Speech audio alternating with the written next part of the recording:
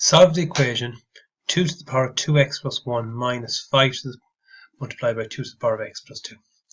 Now, quite difficult question, okay?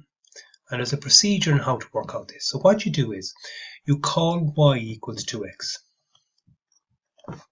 So therefore I can replace 2x with y. So this will be minus 5y plus 2.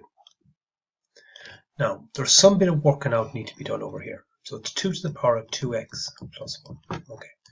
So one of the rules of indices is I can split this up by doing 2 to the power of 2x by 2 to the power of 1. The reason I can do that is if the base number is the same and they're multiplied together, you add the power. So I'm doing this in reverse. So it's adding the powers, so I'm actually splitting them up. Now I'm going to split this up. So what I can do with that is I can do 2 to the power of x by 2. And one of the rules of indices is I can multiply x by 2 to get 2x. Not forgetting about this. So what is this? 2 to the power of x we're after saying is y. So it's y squared times 2, which is equal to 2y squared. Okay? So this part here is equal to 2y squared. So I can replace that back in here. So that's 2y squared minus 5y plus 2 is equal to 0. Now I solve it like a quadratic because it's something I recognize. Okay? So what's my guide number? Guide number is first by the last 4y squared.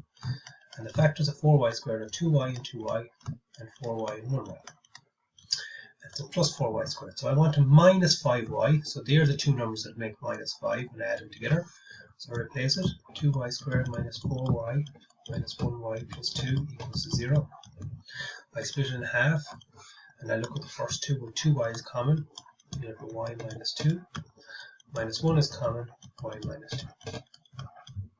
So my two factors then are 2y minus 1 and y minus 2 equals 0. So they're called factors. I solve them. So 2y minus 1 equals to 0. 2y is equal to 1. Y is equal to half. Y minus 2 is equal to 0.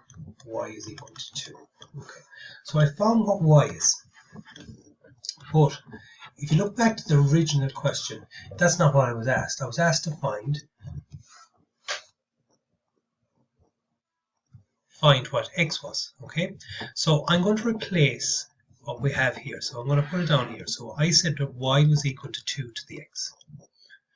So what I'm saying y is, well, y is a half. So half is equal to 2 to the x.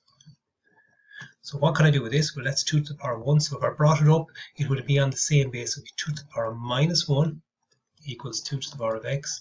So x must be equal to minus 1. You also do the same here with the other one. So 2 is equal to 2 to the x because that's also what y is. So that's 2 to the power of 1. So therefore x must be equal to 1. So there's my values for x. X can be equal to minus 1 and x can be equal to 1.